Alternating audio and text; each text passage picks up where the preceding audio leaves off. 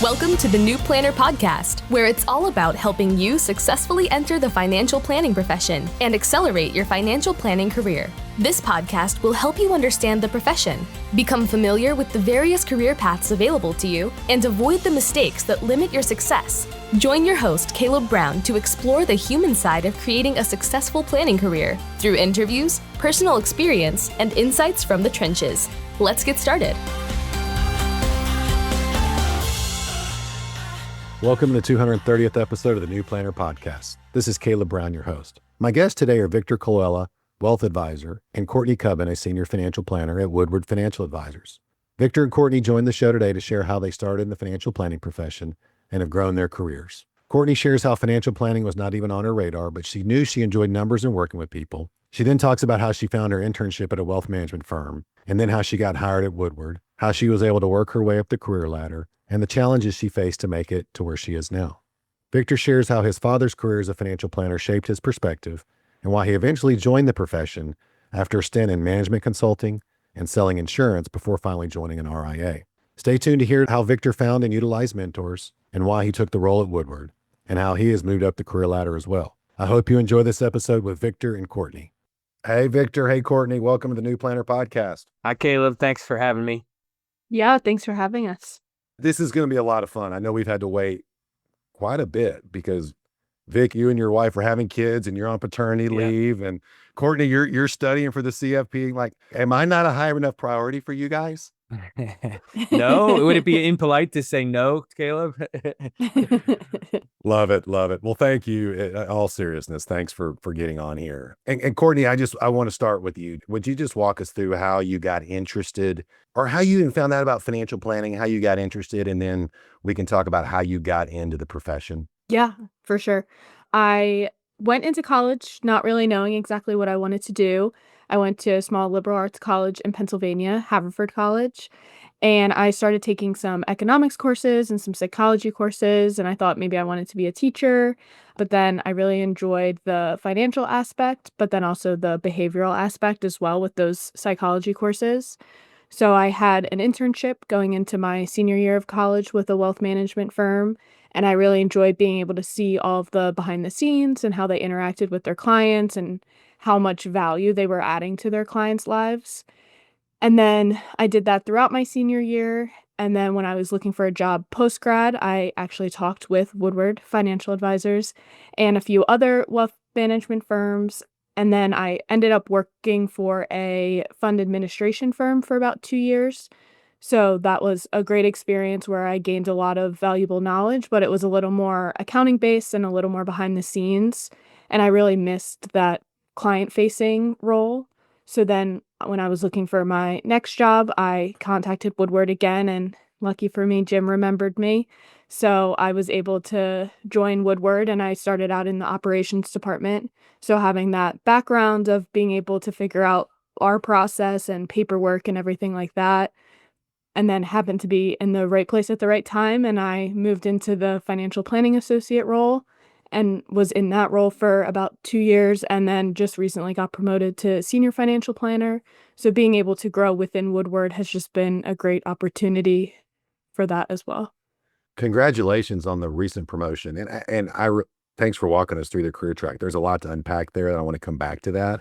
But before we do that and we bring Vic in, how did you get the internship? You were at Haverford. How did you get the internship? Because we get this question all the time. Like, our firm doesn't really place interns. And what did you do to get the internship your senior year? Yeah, we use Handshake a lot. So I was applying to jobs through there as well as just reaching out to firms in my area and having that connection because I'm from Philadelphia originally and went to school in Philadelphia. So I had some connections, but also just knowing that I was local and was going to be local for the summer, that was kind of easier for just kind of cold emailing companies and trying to get myself in the door. But you were putting yourself out there. I mean, that's a key point. Like, you were doing the outreach. I mean, some of the schools I visit, it's kind of like, well, we don't have to do that because there's so many firms coming. I'm like, okay, well, that's certainly one way to look at it, right? I mean, yeah. Probably not what a lot of my clients want or looking for on the intangible side, but love the outreach. And it sounds like it still worked out for you to continue leveraging your network to get the connection the second time with Woodward, and at least thus far, looks like it's been working out for you. Yeah, we didn't let her slip through the cracks twice, Caleb. Once is bad enough, not twice though. Well, Vic, can you just keep going? How did you, because you've been at this a while, so how did the financial planning profession pop into your head, and how did you get excited about it? Yeah, a bit of a winding path. So I grew up with it. Is the honest truth is that my father he's been a lot of things. He was an accountant. He had a long career, but he ended up as a CPA, CFP, financial planner and wealth management in like family office, and then sort of more broad mass affluent type wealth management. So I knew what it was, and I resolved as I graduated with an accounting degree from Ohio University, go Bobcats. As I graduated with my accounting degree, I said, I'm just not going to do what he did because I'm not trying to give him the satisfaction of following exactly in his footsteps. So I went and I started my career in management consulting. So I was at IBM, Big Blue, and I moved to Boston. I went to go to the big city, and management consulting is an amazing career for somebody starting off. You get to see a million different types of companies, but I found myself, working with really, really smart people, which I enjoyed. I mean, IBM was looking for the best and the brightest from these Ivy League schools that Ohio University was not. And I realized that they still didn't know anything about personal finance. So I enjoyed our conversations about what should I do with my 401k? What should I do with I was probably given advice I was not qualified to deliver, to be truthful. But I enjoyed those conversations more than I actually enjoyed the work that I was doing, which is why we were on project site together. And at some point after a few years, I decided it was time to move on to the next thing. So I looked at my strengths and what I thought my strengths were and my weaknesses. And I decided I was either going to sell beer for a living, work for Sam Adams or something as a beer distributor, or I was going to be a financial advisor. And the Sam Adams didn't really want my resume. So I actually started. Because you weren't an Ivy Leaguer? Because you were not an I Ivy don't know. Leaguer? I don't know what they were looking for, but it wasn't me.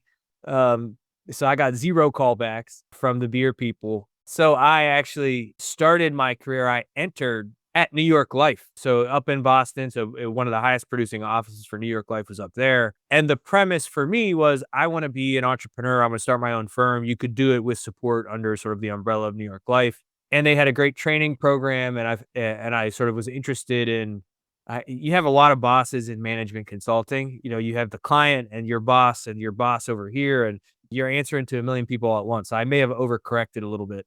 I answered to basically no one and got paid nothing. Because at the end of the day, I realized I didn't want to sell insurance. I wanted to be a sort of fiduciary financial advisor, although that vocabulary, I didn't have it yet. And I realized that. So pretty soon after, I think within eight months, I did Series 766. I structured myself so that I can deliver any type of advice. And then I basically ran out of money because I wasn't selling life insurance. I was just doing trainings. And I just realized I didn't want to do that part of the business. And I shifted to an RIA up in Boston. That was my first, was at New York Life as an agent and advisor. So the insurance channel, okay, got that. So I think that's a first for the New Planner podcast and maybe the profession. I had 2 career options. One was beer sales, the other was financial advisor. I love it. I don't know. Yeah.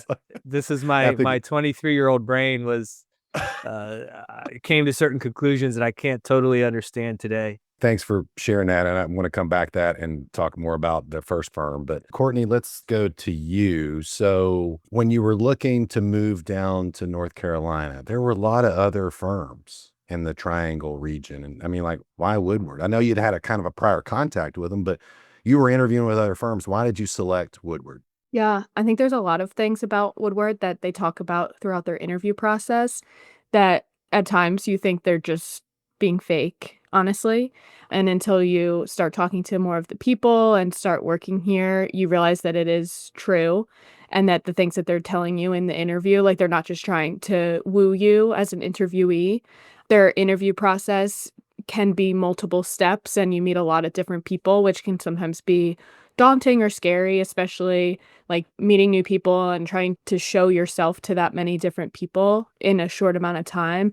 But I think because of how thorough it is, they really get to know you as a person as well. And if you'd make a good personality fit on the team, because our team is something that's so important to us. And now being on the inside, I know that and I know what we're looking for new hires.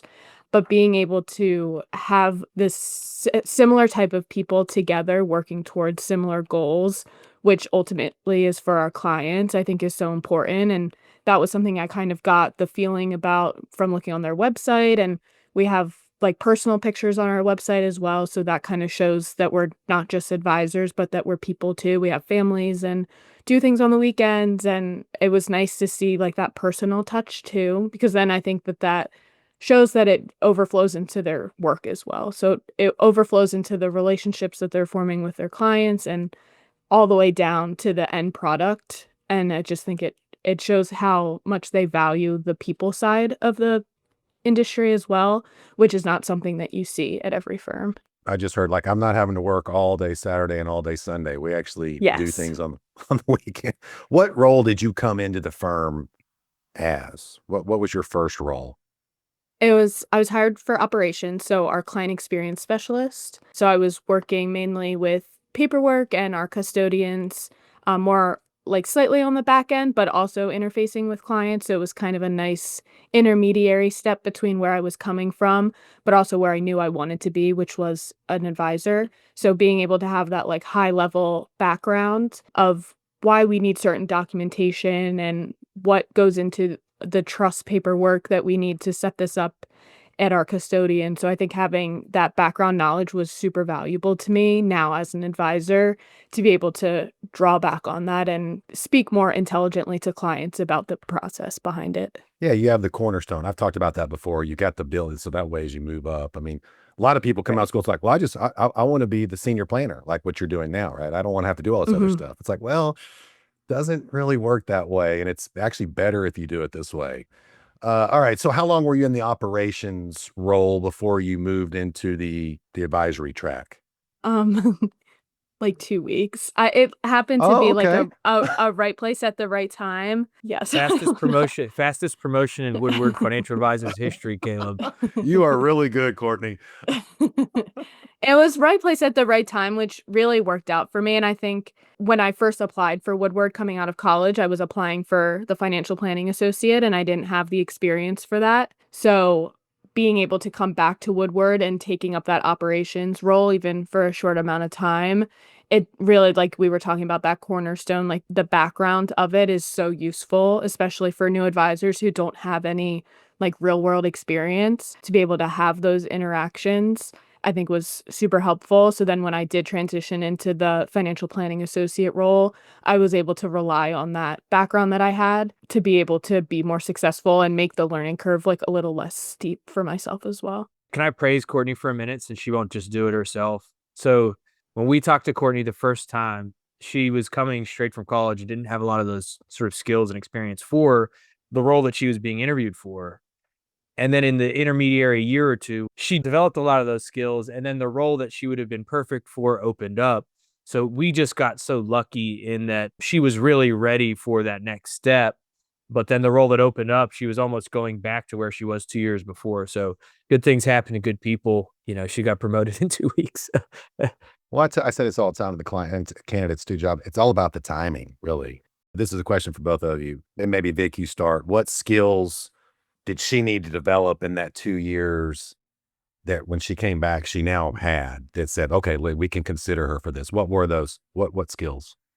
Yeah, a couple of things. One are just, professional skills. And this is a bucket that we believe at Woodward doesn't get talked about maybe enough. I mean, you could have some really good internships and you start to get there, but being a long-term member of a team, building relationships with that team, figuring out how to make things work with those relationships, projects, and then some of the technical language. She was in the accounting side of fund administration. That is a head start on the technical language around many of the investment side of the things that we're doing. But just there's a maturity that happens in the first role in your career in the first 2 years. This has been our observation, our experience as individuals, where you now know what it means to be a functioning member of a team. And Courtney was not shy to teams at all. She was an athlete in college and she had a maturity in the first place with that. But coming back 2 years later, she knew what she wanted. She knew what she didn't want. She was just much more confident in those basic skills of like joining a team and adding value. So it was a real mess of different things. Yeah, and just mindset. She had the mindset that even if she wasn't 100% ready for this new role, we didn't have any doubts that she could figure it out because of some of those basic skills. Pretty well said. Courtney, anything to add? I agree with like your first role out of college, you learn so much. And while it's a different mindset shift from being in class all day, or like I played lacrosse in college, so going to class all day and then having practice, like it's not the same amount of brain work that you're doing, but it's the overall like being an adult basically that you're learning in those first few years out of college. You're like for me, I moved 8 hours away from my family and most of my friends, so it was having that while starting a new job and being able to talk to my managers who weren't my coach anymore or professors. Like there's a different relationship there that I think you really develop those first few years out of college. And I worked pretty much fully remote, so I knew for my next role, like that was something that I was looking for an office environment. So I think I learned a lot throughout my first 2 years in my first role of things that I was looking to change, which I think goes back to what Vic said. Like, I had more of a confidence in myself and knowing what I wanted with my next role, and I think Woodward fit that perfectly, but like you said, it was right place, right time for a lot of it as well. So you're in the financial planning associate role at Woodward. What is that role? What do you do? What are you spending most of the time doing? Yeah, it's a really great role for a lot of exposure. So the financial planning associate sits in all of your client meetings. We work in diamond teams. So basically, our whole client base is split in two. So as the financial planning associate, I'm in every single client meeting for my half of the team. So that's a lot of exposure to a lot of different experiences, different people, different analysis, and things like that. So it's super helpful to have such a wide variety of exposure in such a short amount of time as we're having multiple meetings a week. So I think that really accelerated my learning and different experiences. The financial planning associate at Woodward is also doing the pre-meeting prep, so making sure everyone is ready for the meeting, looking at notes from last meeting, putting together all of the things that we're going to show the client in the meeting, and then also the post-meeting follow-up. So making sure that notes were captured for the team, any action items for both our side, but also for the client. We're also the main coordinate between the advisory team and our operations team. So making sure that everything we talked about in the meeting is getting done within a timely manner and communicating that between the advisory team, operations, and the client as well. So you're kind of doing a wide variety of things, but it's a lot of reps and a lot of exposure, which just exponentially grows your knowledge. It sounds like it's a lot of heavy lifting, right? I mean, the financial planning, as we've talked about on this podcast and other, like it's a lot of work. I mean, there's a lot that goes into this if you want to give good advice. So, okay, so you were in financial planning associate. How long were you in that role? And then what did you move up to after that? About a year and a half, 2 years, and now I'm transitioning into the senior financial planner. So we've hired someone to kind of backfill my role as I'm in that transition period. So it's kind of offloading things from me onto the new financial planning associate while I'm also taking on more. So it's a little of a different transition than someone coming directly into the senior financial planner role, but kind of a give and a take in terms of me letting go of some of my FPA duties while taking on deeper analysis and more client relationship management is more of what the senior financial planner does at Woodward. So like owning that relationship with our clients, you're able to dive in a little deeper, do more of the tax analysis, estate planning, things like that, that we look at that whole financial picture. And the senior planner just has more background knowledge and more time to kind of dive into that deeper. And how has your role changed in the meetings? Like now, are you giving more of the advice and talking to the client and guiding them versus the FPA, where it sounds like you were more of in a support role and, maybe had a more of a limited speaking role? Would that be fair? In the beginning, definitely. The financial planning associate, as they're starting to get their feet under them, they're more taking notes and trying to be an active participant in maybe the small talk or forming those connections with clients. And then as you progress in the role, you start presenting different exhibits throughout the meeting to kind of work on your presentations. And since you're in so many meetings, you're getting so many reps very quickly. So you're able to progress your presentation skills quickly. And then the senior financial planner is doing more of the recommendations, like you said, but also more of those complex exhibits and some of the more deeper analysis questions that the clients may have, and taking like a stronger grip of the relationship.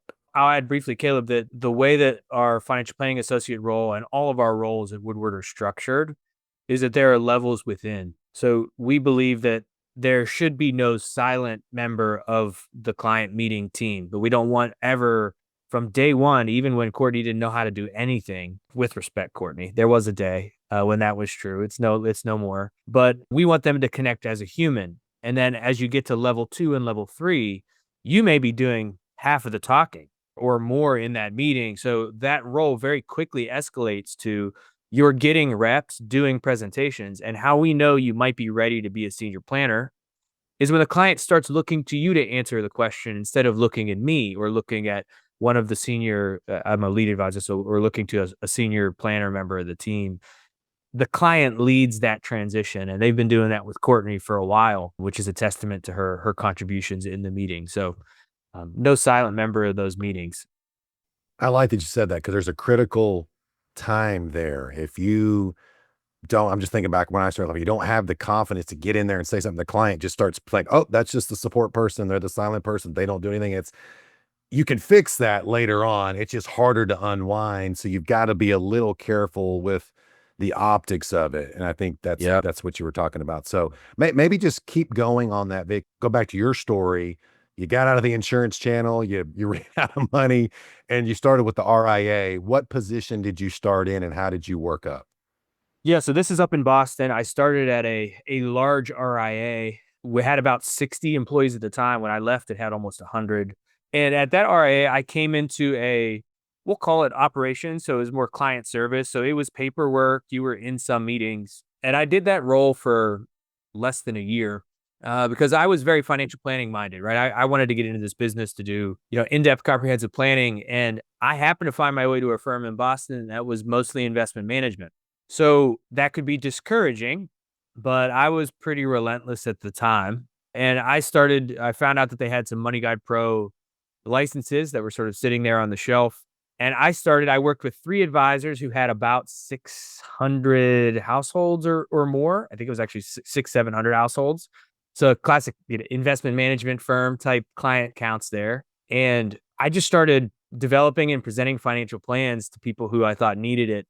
And my lead advisors who didn't have the skills, they weren't CFPs typically. I was getting my CFP at the time.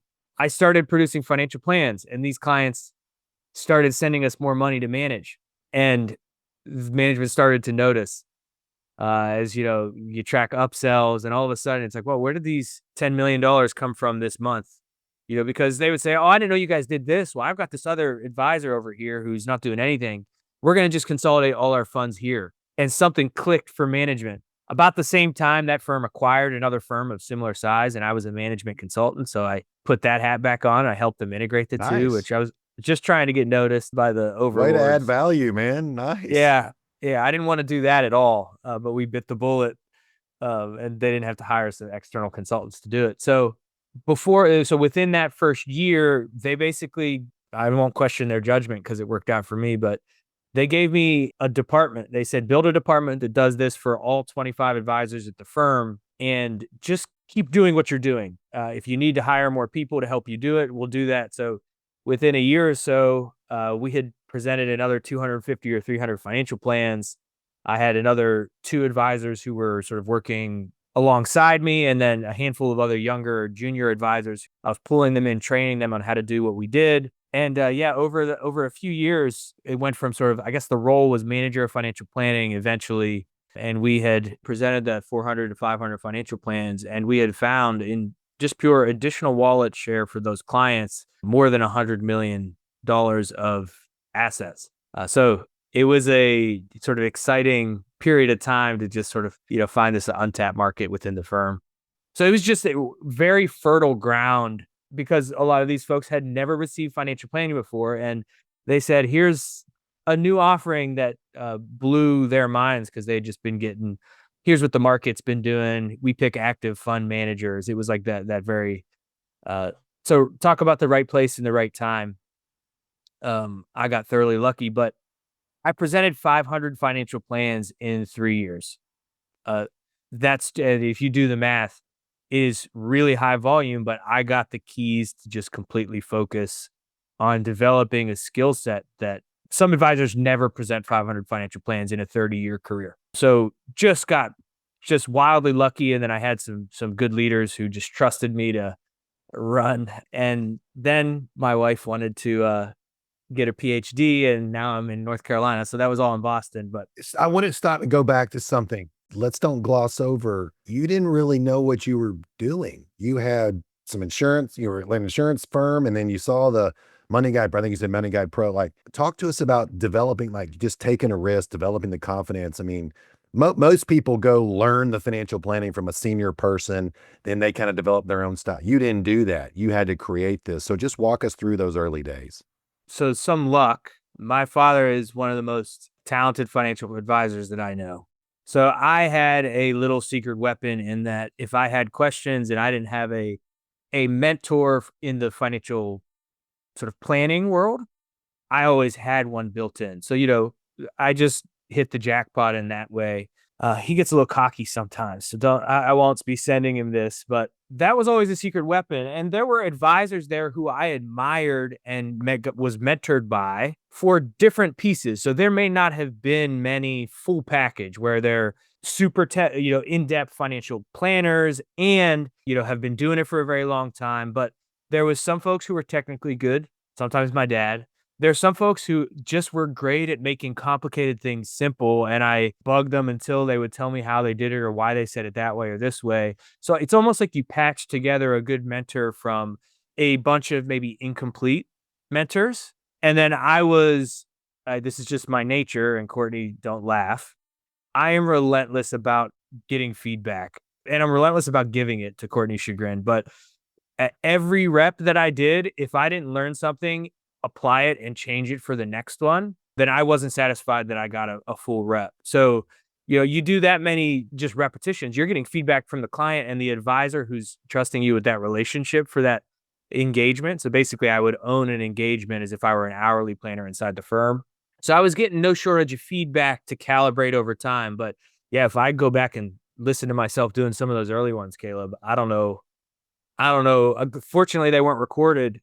It doesn't matter. You put yourself out there, you developed. And I mean, that's not insubstantial. I mean, any of the firm owners, I think, that listen to this show are like, yeah, that sounds really good. We like that too.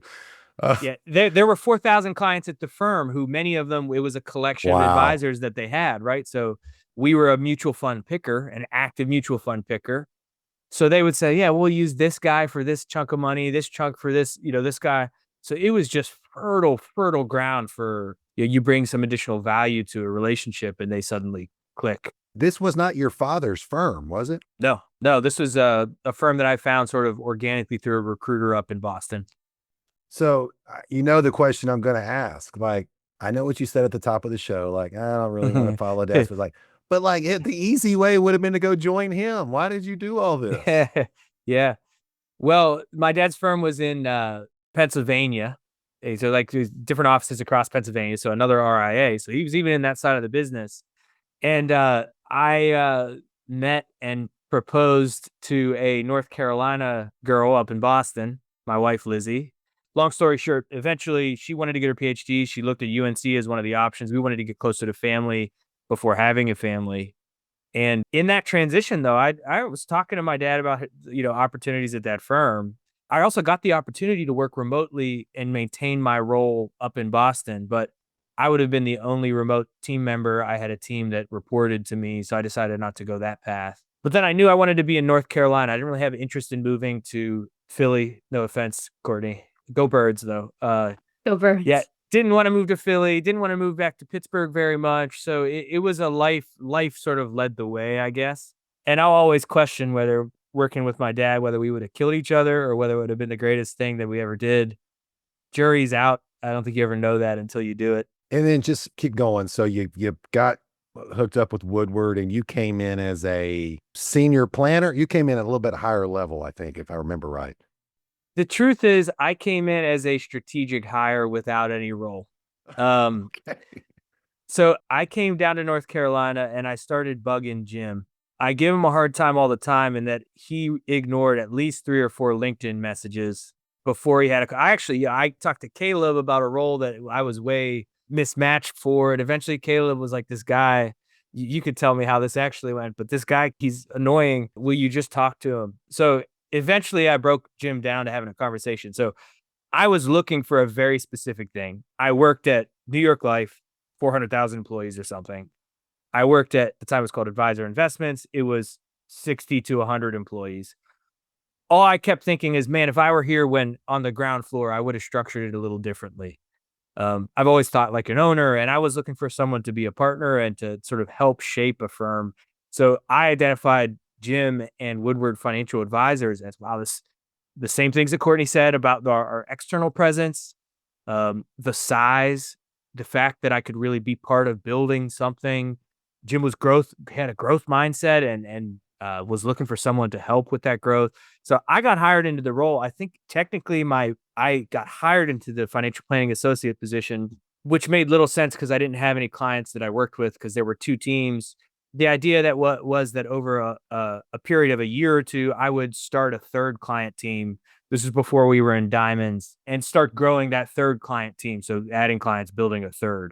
And then, it got sort of interesting from there. COVID happened. We can go there, I suppose. But that was my entrance to Woodward, rather. Courtney, let's come back to you. I mean, the biggest challenge thus far in your career that you have faced and you've overcome. I don't know if I would say I've fully overcome it yet, but the learning curve, I think, along with self-confidence, I think both of those things, they kind of go hand in hand, which may be me saying that I haven't attacked the learning curve yet is a lack of self-confidence too. So maybe they coexist. But I think being newer in the industry and not having specific hands-on experience coming into Woodward, the learning curve was pretty steep. I think I was able to structure myself and the way I was learning in ways that helped me grow very quickly. Got my FPQP like a month after I started. I started my CFP like 2 weeks after I got that. So I was constantly ready to learn more, and was trying to be the best sponge I could be and absorb all of the knowledge that everyone else at Woodward was so willing to share with me. But I think still not coming from a CFP affiliated program or having any financial planning courses in college, coming from a small liberal arts school, like economics was the most financial that it got. I had 1 accounting course. So I think not having the technical aspects, you sometimes doubt yourself, but I had more of the soft skills, which is what Woodward specifically was looking for. And it kind of goes back to sports. Like we used to always say, you could teach someone how to catch and throw for lacrosse specifically, but you can't teach them how to be an athlete. So I think by having this warm personality and being able to connect with people, like Woodward knew that I could learn the difference between retirement plans and estate planning, but it's harder to teach someone how to connect with people. So while the technical learning curve has been a little steep, I think the soft skills are something that sometimes go less noticed or less focused on, which I think are really important as well. What would you say to people out there that say, I would never consider a small firm like Woodward or one of these other firms because they have little to no formal training and I want to go to a big firm and get all the training? What would you say to that person? I disagree. I think the people at a smaller firm, depending on the firm, but at Woodward specifically, they're so willing and able to help you and train you and teach you anything you want to see. And I think with such a small firm, you wear so many different hats and you get exposure to things so quickly. So I help with our HR department in billing and I work with the operations department doing different things and you're able to put your hands in the pot by being at ground floor, kind of like Vic was saying. So by being able to be with a smaller firm and like wear those different hats and be able to try different things and get different experiences that, like, at my previous firm that was a larger firm, like, I didn't even have experience or exposure to it, but at Woodward you do because we're so willing to help each other, but we're also so willing to wanna take things on and take on different projects too. And Vic, so you're in the wealth advisor seat now. So maybe just talk to us about how that's different than the senior planner. Yeah, so my role on the team, there's two different hats I wear. Well, feels like more hats sometimes, but essentially two main hats. One is in the lead advisor role. So we have two client teams that together serve all the households that we serve, so the families that we serve. I'm the lead advisor for roughly half of those clients. So that means that I lead the diamond team. So I lead the team in making sure that we're all have resources we need, that we're positioned well for the client relationships that we have, and just a lot of things that work around leading that team. I also work directly with all of those roughly 100 households that represent my part of the firm book. So that's one part of it, and a lot of that is mentorship and giving the smart people who we've hired and elevated opportunities to do what they do, with sort of the ability to get feedback from me and from Jim. So Jim and I have that role at the firm. The other role is on the leadership team. So most of our advisory teams, well, all of our advisory teams report to me. And just so sort of on Jim and I and Ashley, so three members of our team are our leadership team. So representing all the major functions of the business. A lot of people management, a lot of just sort of firm strategic management, working on strategic projects. That's a big part of what I do. Still got that management consulting hat on because I like bits and pieces of that. That sounds like a lot. You got 100 client relationships is what I heard. Well, but that's because you have people helping you with those. It's not just you. Or is it just you? No, absolutely not. I just got back from essentially 2 months of paternity leave across 4 months of the calendar, and my team did most everything, right? There were a few clients who wanted to have specific conversations with me or things that they needed to escalate to me for my opinion. But no, our team structure is how we build mentorship into the equation, but that's also the way that you free up me and Jim in the lead advisor role to do what is a huge part of our role that I didn't mention, which is business development. So finding new clients to come into the business. And that is a unique part of the lead advisor role as well. So it's not support. They lead most of these relationships in some way, shape, or form. And that just gets more and more with every year. So that's a big part of our model. So everybody there that's a wealth advisor or lead advisor, I think we're using those interchangeably. They have a business development requirement. Yeah. So if you think of a diamond, the second base right now, so that's Jim and I, we're the only ones who have a substantial part of our role is business development. Now the senior planner, so first and third, so this is the senior planner role. This is what Courtney is sort of growing into the role. They are gradually doing more and more business development as they move through the levels of that role in preparation for their promotion to lead advisor. Both senior planners and lead advisors are considered wealth advisors, which means they own relationships. And maybe just the same question I had for Courtney earlier. I mean, thus far you've been doing it a little bit longer, but biggest challenge you faced? I got to say that the hardest thing that I had to figure out was in the transition from New York life to the firm that I work for up in Boston. I take a lot of pride at being good at the things that I do. And what I realized at New York life, other than that, I didn't really want to sell insurance. I was willing to, but to hammer everything looks like a nail. I realized I had issues with the sort of conflicts of interest piece of it because I wanted to deliver the advice. But I realized that I am not a lone wolf. I think I'm really good at stuff, but if I don't have people to talk to, I start to fall apart, Caleb. It's bad. Like self-talk becomes a nightmare. I don't want to get out of bed in the morning. It's crazy how much I need a team of people to work with. And what I realized is that I really was an imposter in that first role. You're positioned immediately, and there's a lot of great training there, but you're positioned immediately as the person with all the answers. And I was very honest about not having those answers. And I realized I needed to have mentorship. I needed to have a group of people who have been doing this for a long time that I could learn from, not just if I want to call my dad, but day to day. So a big company like an RIA, like I said, I had a lot of mentors at that first firm. So yeah, that was hard because I had to admit that I wasn't perfect, which is, for some of us harder than others. Well, thanks for sharing that. I appreciate it. Both of you, again, for the time coming on here and just talking through your career and so the ups and downs, lot more ups than downs. And just kudos for all the success. I mean, as we're closing out here, Courtney, I'll come to you first. I mean, any final tips or words of wisdom for the new planner audience, and then Vic will come to you. Yeah, I think kind of what we touched on at the top of the episode is just putting yourself out there, whether you're moving somewhere post grad and trying to make new friends or trying to get your name out there. And even once you do get your first job, while you're there, putting yourself out there, volunteering for different projects, asking questions, just all of those little things. Okay, so I'm going to steal something that I heard one time. So I did an internship in college and I got to sit down with the CEO of that company and I asked him, why have you been at this company for 30 years? And he gave me something that I pass along a lot of times, which is, think of there's a three-legged stool to whether you want to stay at a place, in a position, in a role at a company. And he said, do you like the work that you do? Do you like the people that you work with? And do you see a path to where you want to be? He said, as long as I can answer yes to two of those three, I'm going to stay here and continue to grow in that role or whatever it is. And I think as someone who does a lot of hiring at the firm now, one thing that we really don't like to see is someone who's moving around a ton. So nothing's ever perfect all the time, but recognizing that if you find something, you can't expect your first role to be everything.